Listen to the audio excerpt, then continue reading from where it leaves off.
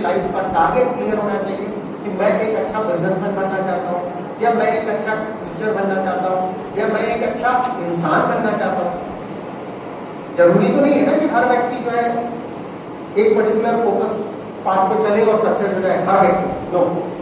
तो हमारा उद्देश्य का महत्व हमारे लिए बहुत इंपॉर्टेंट है लाइफ में पूरे। देन आवश्यकता क्यों होती है? अगर हमारा उद्देश्य नहीं रहेगा ना तो हम कुछ नहीं करेंगे, ये ह्यूमन नेचर है। अगर आपको आपके पेरेंट्स छोड़ दें कि तुमको जो करना है तुम करो, तो मैं डैम श्योर हूं कि आप 9 बजे तक बिस्तर में सो के नहीं होंगे। या आपने अपना खुद डिसाइड नहीं किया हुआ है कि मुझे ये काम 10 बजे करना है, या 9 बजे करना है, या 8 बजे करना है, तो हमारा एक्टिविटी अकॉर्डिंगली उद्देश्य होता है। इसलिए उद्देश्य की आवश्यकता लाइफ में बहुत जरूरी है। नेक्स्ट, उद्देश्यों का वर्गीकरण किया गया है, क्लासिफिकेशन किया गया है। क्यों क्लासिफाई किया गया है? इसमें 4 टॉपिक है। विशिष्ट उद्देश्य, विशिष्ट उद्देश्य क्या होता है? आज की डेट में आपका स्पेसिफिक टारगेट क्या है? चलिए कोई भी एक बताइए कि मेरा स्पेसिफिक टारगेट लाइफ में ये, बोलिए बोलिए। देखिए कितना कम्युनिकेट करेंगे, टाइम अपने पास लिमिटेड है, इसलिए कम्युनिकेशन शुड बी प्रॉपर। जल्दी बताइए कि आपका विशिष्ट उद्देश्य क्या है? विशिष्ट मतलब स्पेशल टारगेट क्या है, स्पेशल लक्ष्य क्या है लाइफ का, बताइए। I don't want to pinpoint, मैं किसी को बोलना नहीं चाहता, आप खुद वॉलंटियर बनिए। सबसे इंपॉर्टेंट चीज यही है, आपको अगर अपना कॉन्फिडेंस बढ़ाना है ना, तो सबसे महत्वपूर्ण चीज यही है कि आप चीजों को एक्सप्रेस करना स्टार्ट कीजिए। और आपका टीचिंग जॉब है, आपका तो प्रोफेशन ही बोलने का है। आपको तो 60-100 बच्चों को कुछ बोलना ही बोलना रहेगा। इन फ्यूचर में बीएड कर रहे हैं तो ये मान के चल रहे हैं ना कि हम टीचर बनेंगे, चाहे प्राइवेट स्कूल में हो चाहे गवर्नमेंट स्कूल में हो। बट बीएड का मतलब तो यही है, prospect, it's a bachelor of education, है ना। तो हम शिक्षा दे रहे हैं और उसमें लेंगे। अभी आप बोलेंगे नहीं तो आप शिक्षा कैसे देंगे? ऐसा कोई साइलेंस वे तो नहीं है कि हम बोले नहीं और चुपचाप खड़े रहे और हमारा जो स्टूडेंट है या तो हम जिसको देना चाहते हैं शिक्षा वो हम अटेंड करें। ऐसा कोई करेंट सिस्टम टारगेट तो नहीं है ना। तो आप बताइए मेरे को कि what is the special target या स्पेशल लक्ष्य इन लाइफ? चलिए बताइए, कोई आपका बताइए, आपका लाइफ का क्या गोल है? गोल, लक्ष्य, क्या उद्देश्य, क्या उद्देश्य लाइफ का? टीचर बनना आपका उद्देश्य, ये आपका विशिष्ट उद्देश्य है। विशिष्ट उद्देश्य का मतलब क्या होता है कि हम अपनी लाइफ में एक कैरियर ओरिएंटेशन पाथ चूज करते हैं। हर व्यक्ति ये जानना चाहता है कि तुम कर क्या रहे हो। आप पढ़ लिख के घूमिए, आपकी कोई इज्जत नहीं है, नहीं। आप पढ़ लिख के कुछ भी कीजिए, तब आपकी एक अलग वैल्यू बनती है समाज में, फैमिली में।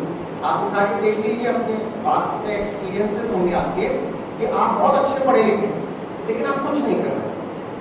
आपके घर के लोग ही आपकी वैल्यू नहीं करेंगे, नहीं करेंगे। लेकिन वहीं आपका छोटा भाई होगा जो कम भी पढ़ा लिखा है, अगर वो लाइफ में सेटल है, उसका एक गोल था, उसने गोल अचीव किया है, तो उसकी वैल्यू अलग होती है। सो हमारा जो स्पेसिफिक उद्देश्य है वो बहुत क्लियर होना चाहिए।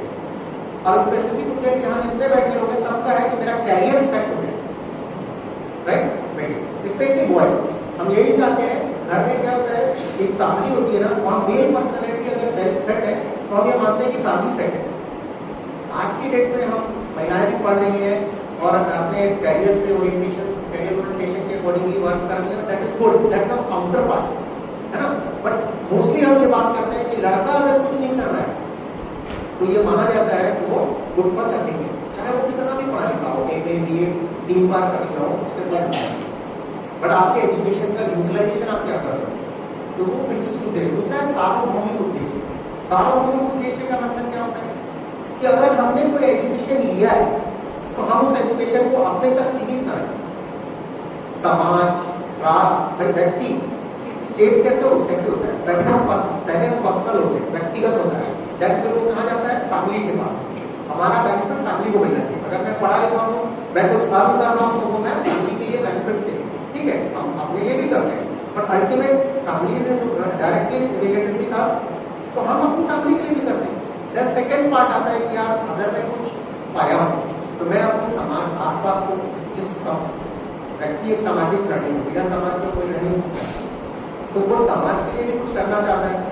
देन अगेन कि हम जिस देश में रह रहे हैं, जिस राष्ट्र में रह रहे हैं, हमको लगता है हम कुछ नहीं कर सकते, तो एक कंकड़ तो मार ही सकते हैं, मार सकते हैं ना। राम सेतु का स्टोरी सुना है, अगर मैं पत्थर नहीं उठा सकते तो मैं एक कंकड़ तो डाल ही सकते। इसलिए राष्ट्र के लिए हमको लगता है कि मैं देश के लिए क्या कर सकता हूँ, बट आप बहुत कुछ कर सकते हैं, ये सोचने की बात है, राइट। देन उसके बाद आता है व्यक्तिगत उद्देश्य, पर्सनल। पर्सनल उद्देश्य कैसा है? पर्सनल उद्देश्य ऐसा है कि जैसे ही मेरी नौकरी लगेगी, मैं सबसे पहला काम क्या करूँगा बताइए। अगर मान लीजिए आपको 50,000 की जॉब लगी, what should be your personal target, क्या होगा? है ना, ये व्यक्तिगत है। आप सबसे पहले गाड़ी लेना चाहिए, है ना। फिर कोई हो सकता है कि आप में से ही कोई हो कि बोले कि मैं पहले छत अपने घर बनाऊँ, तो वो एक टारगेट है, 10 साल की जॉब में मैं एक घर बनाऊँ।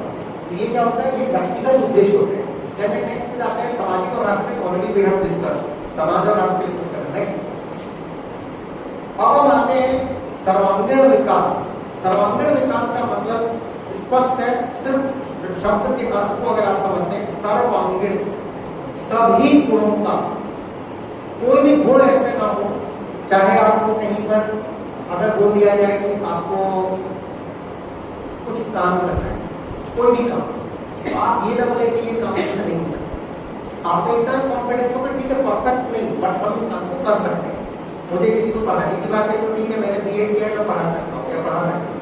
बट मान लीजिए कि मैं बोला कि आपको कुछ सिखाना है, इस बच्चे को कोई क्राफ्ट सिखाना है, कुछ भी सिखाना है, तो ऐसा नहीं है। आपका पर्सनल अगर सर्वांगीण विकास हुआ है, आपने अपने सारे क्या बोलना चाहिए, सारे फैक्टर्स को ध्यान में रखते हुए एजुकेशन लिया है, तो कहीं ना कहीं आपके पास कुछ ना कुछ हुनर होगा। कोई ड्राइंग कर सकता है, कोई पेंटिंग कर सकता है, कोई गाना गा सकता है। तो दिस इज व्हाट आपका सर्वांगीण विकास रिलेटेड और विद योर हेल्थ, शारीरिक, मानसिक। अभी मान लीजिए हमने आपको छोटा सा एक प्रेशर दिया किसी चीज का, किसी काम, कोई भी काम 40 मिनट में करने वाला काम हम बोल रहे हैं आपको 30 मिनट में करना है। ये एक मेंटल प्रेशर है ना। अरे यार कैसे कैसे पॉसिबल है, 40 मिनट लगता है, 30 मिनट में कैसे करेंगे? ये क्वेश्चन आपके शरीर दिमाग में आता है, ह्यूमन नॉर्मल नेचर है। अभी वो प्रेशर को आप कैसे मैनेज करोगे? उस प्रेशर को अगर आप मैनेज कर लेते हो तो मे भी पॉसिबल कि 40 मिनट का काम आप 30 मिनट में करो, पर उस प्रेशर को अगर आप मैनेज नहीं कर पाओगे तो क्या होगा? वो काम आप 10 मिनट बर्बाद कर दोगे सोचने में, या 40 का काम 30 में कैसे होगा? ठीक है, तो दिस इज मानसिक डेवलपमेंट एंड दैट एक आप लोगों के लिए, स्पेशली टीचर्स के लिए एक इमोशनल डेवलपमेंट होना चाहिए, इमोशनल बैलेंस होना चाहिए, भावनात्मक संतुलन। जैसे मान लीजिए मैं घर से निकला हूँ, किसी बात को लेकर मेरी दिमाग में टेंशन है, अगर मैं स्कूल आ रहा हूँ और टीचर एज बीइंग टीचर उस टेंशन को लेके आ रहा हूँ पूरी तरीके से और अपनी इमोशंस पे कंट्रोल नहीं कर रहा हूँ, तो उसका प्रभाव किस पे पड़ेगा? बच्चों पे पड़ेगा। आप क्या करेंगे? या तो आप उनको कुछ नहीं पढ़ाएंगे, या आप पढ़ाएंगे तो आप बिना इंटरेस्ट के पढ़ाएंगे, और इसका और भी एक परिणाम निकल सकता है कि हो सकता है किसी बच्चे ने आपसे अगर रेसिप्रोकेट होकर कोई सवाल कर दिया तो आप उसका जवाब जो है गलत तरीके से दे सकते हैं। ये होता है, तो हमको अपने इमोशनल बैलेंसेस को भी मेंटेन करके चलना होगा। चरित्र निर्माण, it's a very important topic being a teacher.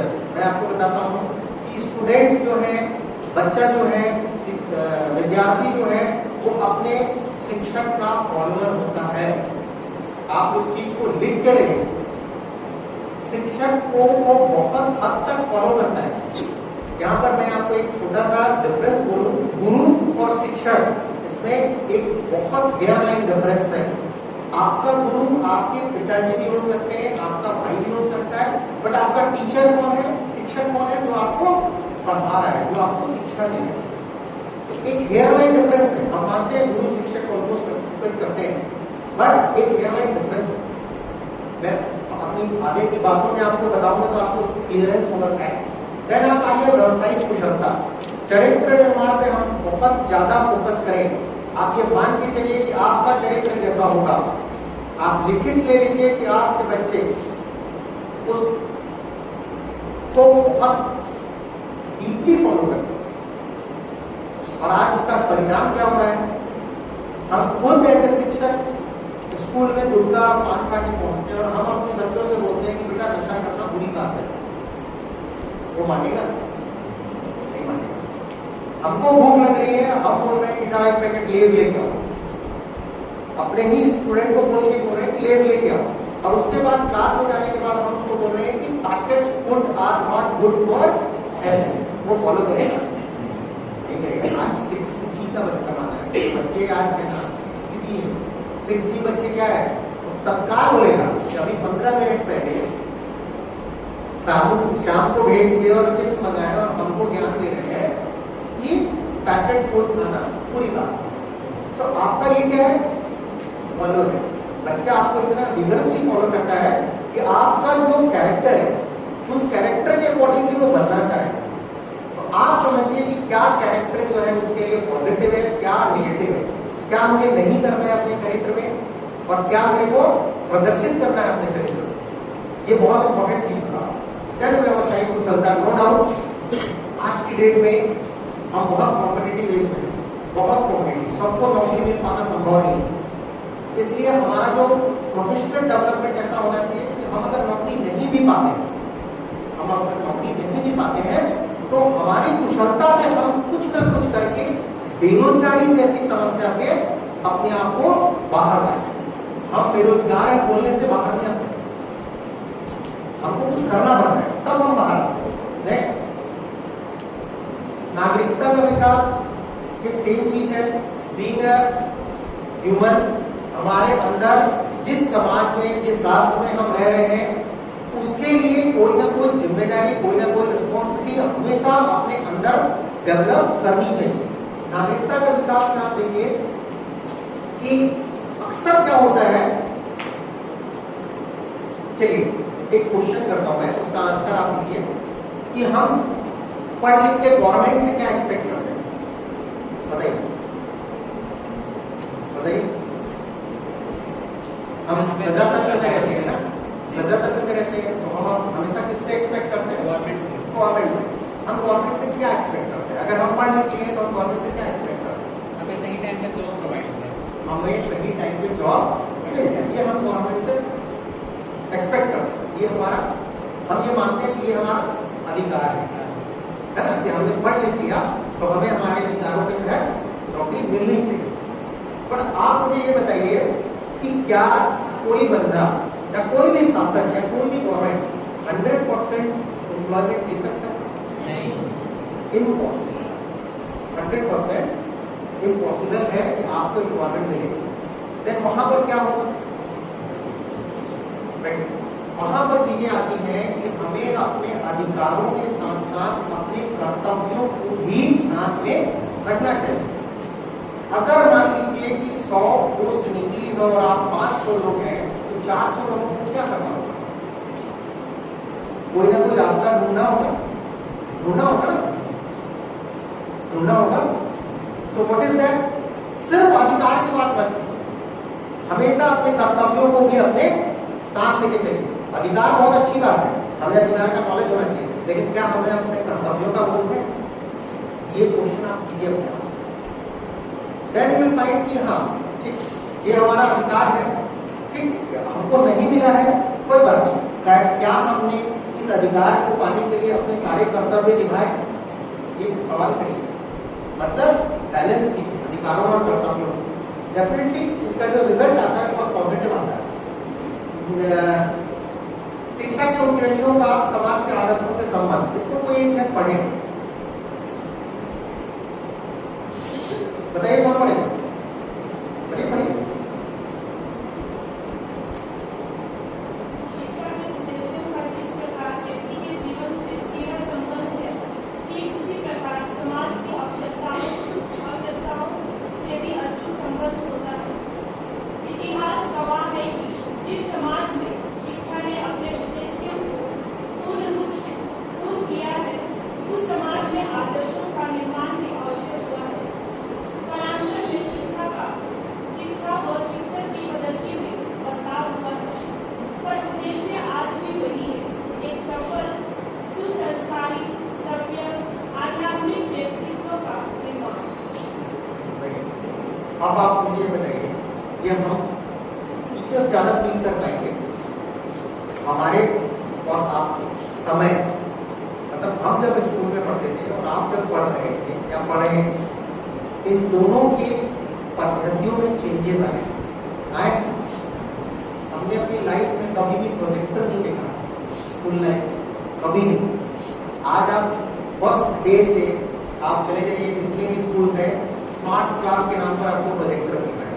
इस वक्त ये टाइम के साथ होने वाला चेंजेस है जिसको हमको अडॉप्ट करना बहुत जरूरी है।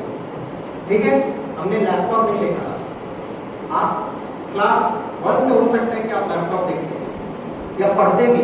आज पता है बुक्स नहीं बिक रही मार्केट, क्यों नहीं बिक रही? Online books available. ठीक है, सो दिस इज व्हाट, ये समय के साथ शिक्षा की पद्धति में आने वाले चेंजेस हैं। पहले चॉक और ब्लैक बोर्ड से पढ़ाते थे टीचर्स, आज चॉक और ब्लैक बोर्ड से नहीं पढ़ाते। या हो सकता है कहीं पढ़ाते हो but percentage is very less. अब क्या हो रहा है, अब हम प्रेजेंटेशन बनाते हैं, प्रेजेंटेशन से लैपटॉप है या स्मार्ट क्लास टीवी है या और भी दूसरे माध्यम है। दूसरा, आपको बुक्स, आप बिलीव नहीं करेंगे, हमारी बुक्स महंगी होती थी पहले, तो हम लोग क्या करते थे चैप्टर वाइज, एक बुक से पढ़ाई नहीं हो पाती थी, चैप्टर वाइज फोटो कॉपी कराते थे। हम फोटो कॉपी की बुक से पढ़े, लेकिन आज आप फोटो कॉपी नहीं कराते। आज आप क्या करते हैं, आज आप मोबाइल यूज करते हैं, लैपटॉप यूज करते हैं। वो सारी चीजें बुक्स आपकी अवेलेबल है ऑनलाइन, आप बुक डाउनलोड करके रख लेते हैं। तो ये क्या है, ये समय के साथ शिक्षा की पद्धति में होने वाले चेंजेस हैं जिनको हमको एक्सेप्ट करना है। पर आप एक चीज और बताइए कि क्या हमारा लक्ष्य जो था या शिक्षा का जो लक्ष्य था वो बदला? हम जब पढ़े तब भी हमारा एक टारगेट यही था कि जल्दी से पढ़ाई कंप्लीट करें और अपनी लाइफ में सेटल हो जाए, मतलब सफल हो जाए। तब भी टीचर यही एक्सपेक्ट करते थे स्टूडेंट से कि वो मेरी रेस्पेक्ट करे, मतलब सुसंस्कारी बच्चा हो। आज भी एक्सपेक्ट करते हैं। आज कोई ऐसा एक्सपेक्ट करता है कोई टीचर की स्टूडेंट मेरा गले में हाथ डाल के मेरे से बोले, करता है क्या? या आप कर सकते हैं क्या? आज भी आप एक्सपेक्ट वही करते हैं कि हाँ मेरा स्टूडेंट है, मेरे सामने खड़ा है, उसका सिर झुका रहना चाहिए, है ना? मतलब एक रेस्पेक्ट होना चाहिए, मतलब बच्चा सुसंस्कारी होना चाहिए। एंड देन लास्ट, हम भी यही चाहते हैं कि उसकी भाषा, उसकी बोली में एक एटिट्यूड, एक डिसिप्लिन झलके। कभी आप किसी भी बच्चे, कोई भी टीचर आज ये एक्सपेक्ट नहीं करता है कि बच्चा रफ लैंग्वेज में बात करे, करता है क्या?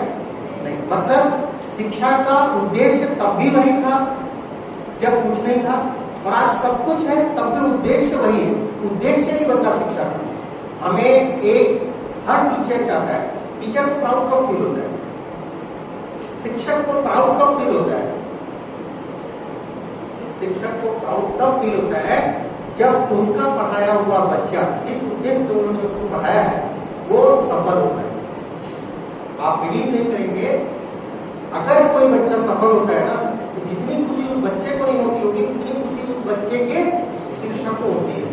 यार मेरा पढ़ाया हुआ है, गर्व से वो बोलता है कि यार मेरा पढ़ाया हुआ बच्चा है।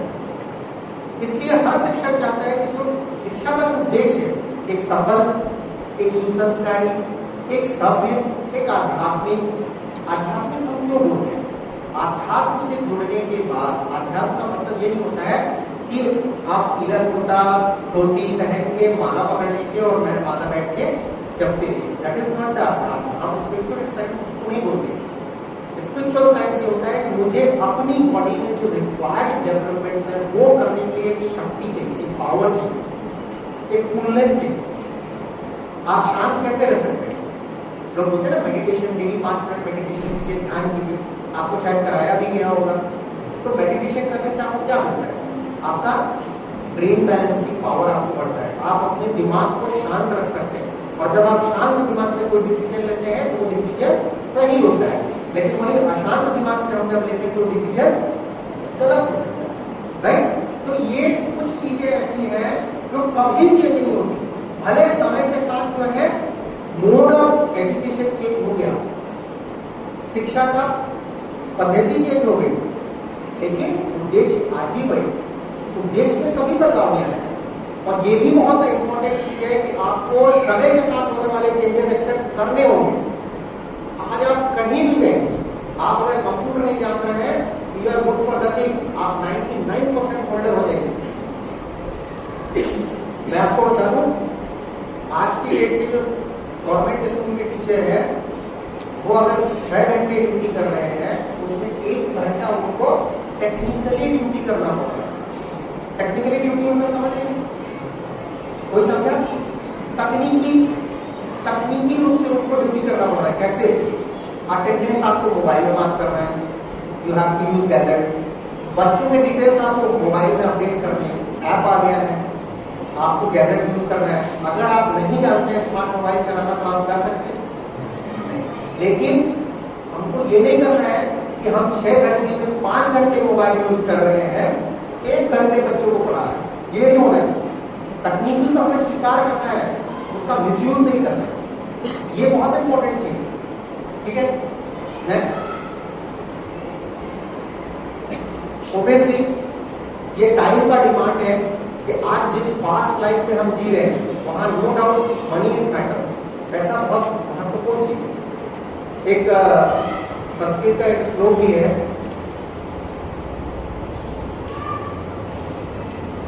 याद आएगा तो अभी बता दूंगा आपको।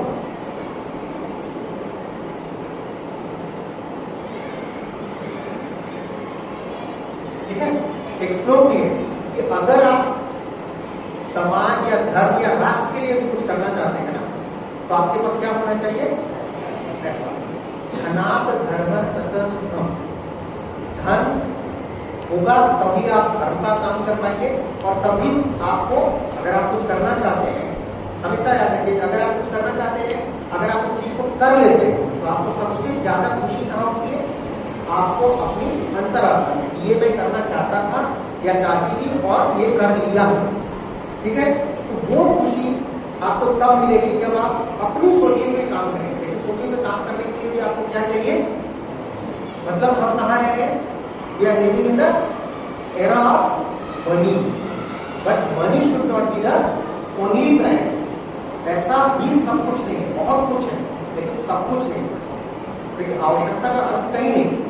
तो आज ये नो डाउट भौतिकवादी समाज में जब हम रह रहे हैं ना, तो हमें भौतिकता को अपनाना होगा, हम उससे दूर नहीं हो सकते। लेकिन उसके पीछे के उद्देश्य जो हमारे, जो मुख्य उद्देश्य हमारे हैं, उससे हमको भटक नहीं सकते। अगर आप शिक्षा के उद्देश्यों को देखिएगा तो हर व्यक्ति वही है। दूसरा, अगर समय के साथ जो चेंजेस आ रहे हैं, इनको बैलेंस करके अगर हमको अपने उद्देश्यों के साथ चलना है, तो हमें बहुत जरूरी है कि इसका मंथन करना, खुद से अपने आप से सवाल करने कि ऐसा क्यों हो रहा है और ऐसा क्यों नहीं होना चाहिए, राइट। तो ये समय की पुकार है कि आपको टेक्निकली साउंड होना है, आपके पास जॉब होना चाहिए, आपके पास पैसा होना चाहिए, लेकिन इन सब चीजों के लिए आप अपने उसूलों से समझौता करते हैं। मतलब अपनी आवश्यकता की पूर्ति के लिए आप उसूलों से समझौता मत कीजिए। यही शिक्षा हमें किसको देनी है? आने वाली पीढ़ी को। तभी जितनी तेजी से पीढ़ी जो है वो चेंज हो रही है, उस पर एक ब्रेक लग सकता है। टेक्निकली आप उनको नहीं रोक सकते और उतना भी नहीं, लेकिन हमको उनके नैतिक मूल्यों में जो चेंजेस आ रहे हैं, उस चेंजेस में कहीं ना कहीं ब्रेक लगाने की आवश्यकता है, और वो अभी, अदरवाइज लेट हो जाएगा। नेक्स्ट, अब आता है शिक्षण का आदर्श स्वरूप। ऐसे तो ये इतना बड़ा कोर्स है शिक्षण का आदर्श स्वरूप कि अगर हम जाए तो हो सकता है घंटा भी कम पड़ जाए तो। इसलिए आप बेसिक और व्यवहारिक, बेसिक मतलब जो नीड है, और व्यवहारिक का मतलब जो पॉसिबल है। आपसे मैं बोलूं या आज की डेट में हम ये एक्सपेक्ट करें कि शिक्षक जो है पुरानी पद्धति में, या जैसे शिक्षक के स्वरूप को हम ध्यान में रखते हैं, कभी आपने टीवी देखा होगा तो उसमें दिखता है कि पहले गुरु शिष्य कैसे हुआ करते थे, धोती कुर्ते में, है ना, और शिष्य कहाँ जाते थे? पढ़ने आश्रम चले जाते थे, 5 साल 10 साल वहीं रह के पढ़ते थे।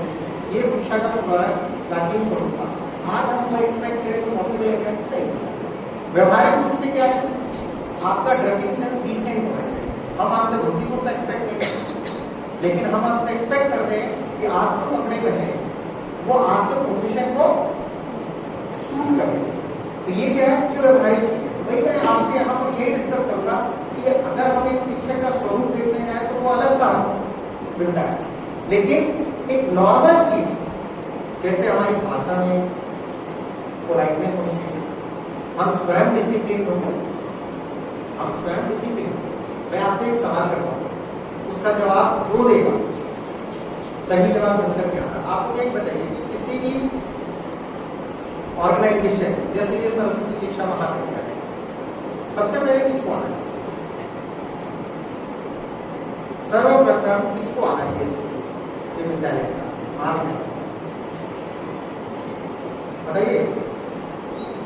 अरे बोलिए, बोलने से क्यों नहीं सकते? आपको पूरा बोलने के प्रोफेशन है, आगे जाके बोलना नहीं है। बिना बोले पढ़ाने के लिए कोई कला है तो बताइए मुझे भी, मैं क्यों अपना एनर्जी वेस्ट कर रहा हूँ बिना कुछ खाए पिए? बताइए, बिना बोले कोई साइलेंस में है आपके पास? नहीं ना, बोलिए ना, बोलिए। बोलने से ही बात बनती है, ये एक लाइन है और एक इम्पोर्टेंट लाइन। लाइफ में बोलने से बात चीज है, बोलने और लड़ने में अंतर है। लड़ना नहीं है, हर जगह बोलना है। मैंने आपसे पूछा, क्या पूछा सवाल बताइए? कॉलेज में सबसे पहले किसको आना चाहिए? बोलिए, अरे बोलिए। शिक्षक नहीं, आप पूरा बोल दें। कॉलेज में सबसे पहले क्या होता है? पूरा स्टाफ बताइए मुझे। प्रिंसिपल होता है, टीचर्स होते हैं, आपकी मेड होंगी, दीदी लोग होंगी, लाइब्रेरियन, ये आप फिर स्टूडेंट्स। आप बताइए पोस्ट में किसको सबसे पहले आना है? पहले मेड्स। अच्छा, बस आप बताइए सबसे पहले किसको आना चाहिए? मेड। आप बताइए।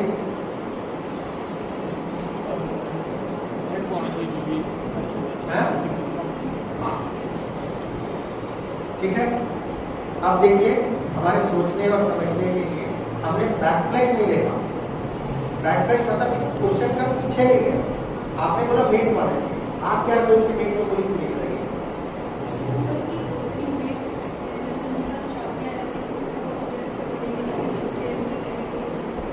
आप क्या सोच के मेड को आना चाहिए? सेम सोच के। आप क्या सोच के बोले कि हेड ऑफ द डिपार्टमेंट मतलब प्रिंसिपल को आना चाहिए? Very good.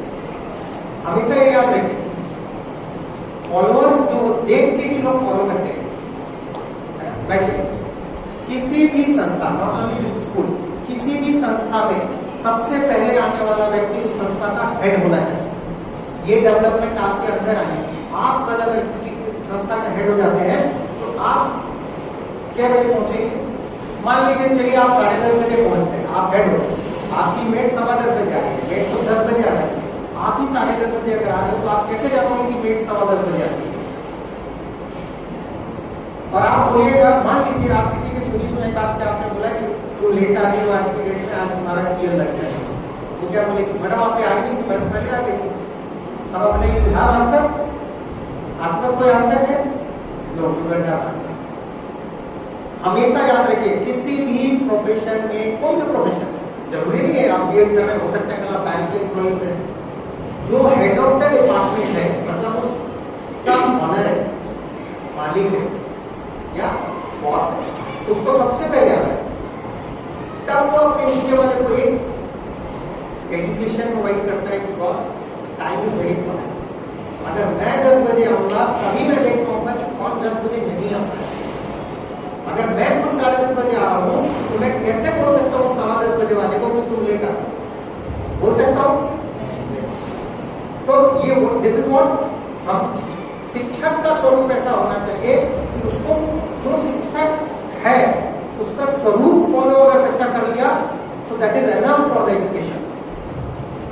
तो उसके लिए पर्याप्त होना चाहिए। मतलब एक फर्स्ट लाइन एजुकेशन की बात हम कर रहे हैं। मैं आपको एकदम पर्सनल एक्सपीरियंस बता रहा हूँ। एक सामने घर, एक ओल्ड एज पर्सनैलिटी उस घर में रहते थे, वो डेली बीड़ी पीते थे, बीड़ी सिगरेट बीड़ी पीते थे और फेंकते थे। उनकी बेटी का एक छोटा बेटा है 4-5 साल का, वो देखता था कि नाना जी बीड़ी पीते हैं और फेंक देते। वो देख रहा है, 1 दिन 2 दिन तीसरे दिन चौथे दिन बहुत जोर जोर से खांसने की आवाज आई उस बच्चे की। उससे पूछा गया क्या हुआ क्या हुआ, तो क्या बोला, तो अब वो है 5-6 साल का बच्चा, वो देखा नाना जो पीते थे वो मैं पिया। मतलब बच्चा देख के 4 दिन या 5 दिन में उसमें फॉलो कर दिया। तो अब आप समझिए कि बीइंग अ टीचर आपको कैसे अपने आप को रिप्रेजेंट करना है, आपका स्वरूप कैसा होना चाहिए कि आपका बच्चा समझ में आ जाए कि हाँ ये फलाने टीचर का स्टूडेंट है, तब जाके आप एक आदर्श शिक्षक के रूप में उस आदर्श शिक्षा को ट्रांसफर करें। शिक्षक और स्टूडेंट ये जो रिलेशन है ना, एजुकेशन आज नहीं है, ये हमारा बहुत बड़ा एक क्या बोलना चाहिए, प्राचीन काल से हमारी एक बहुत बड़ी धरोहर है।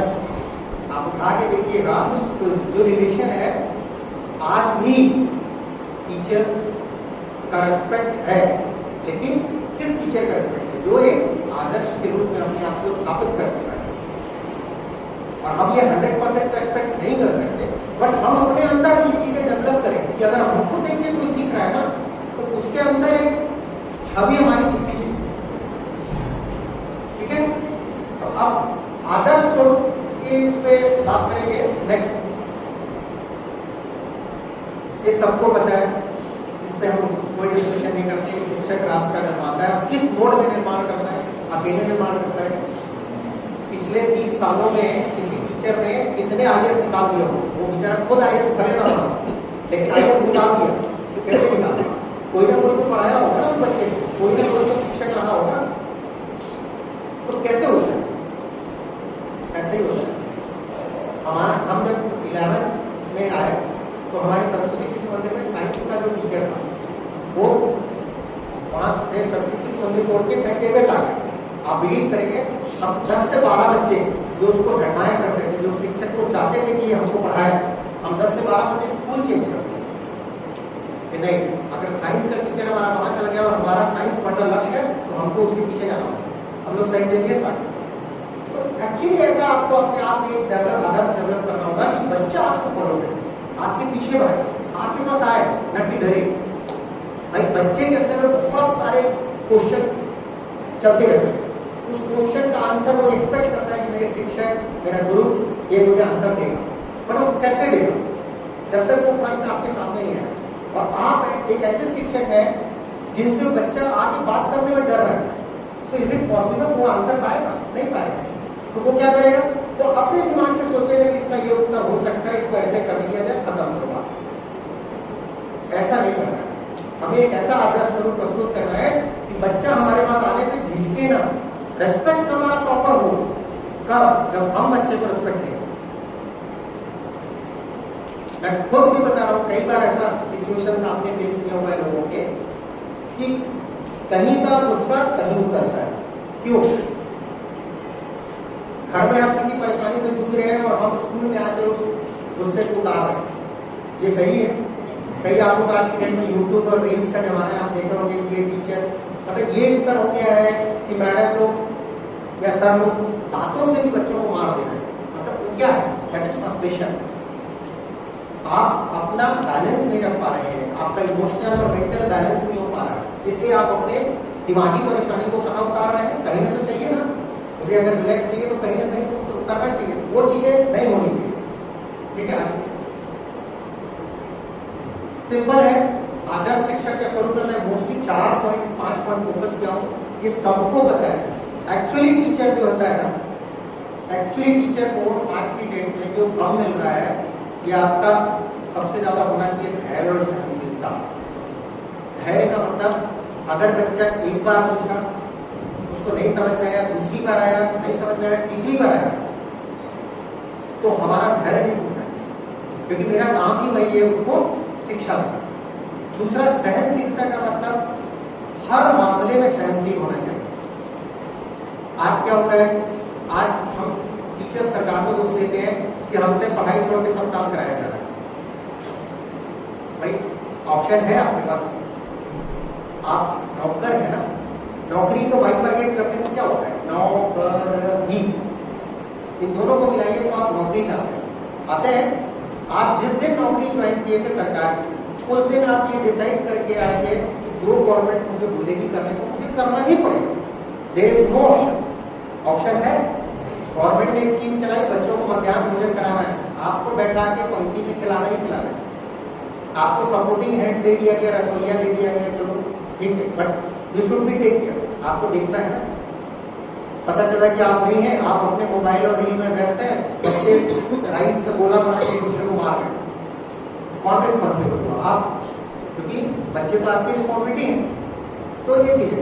तो सबसे पहला चीज है, क्योंकि हम एजुकेशन फील्ड में जा रहे हैं तो हमारे पास ज्ञान का भंडार का सेंस होता है। अपने फील्ड का नॉलेज के साथ साथ आपको और भी अदर नॉलेज होना चाहिए।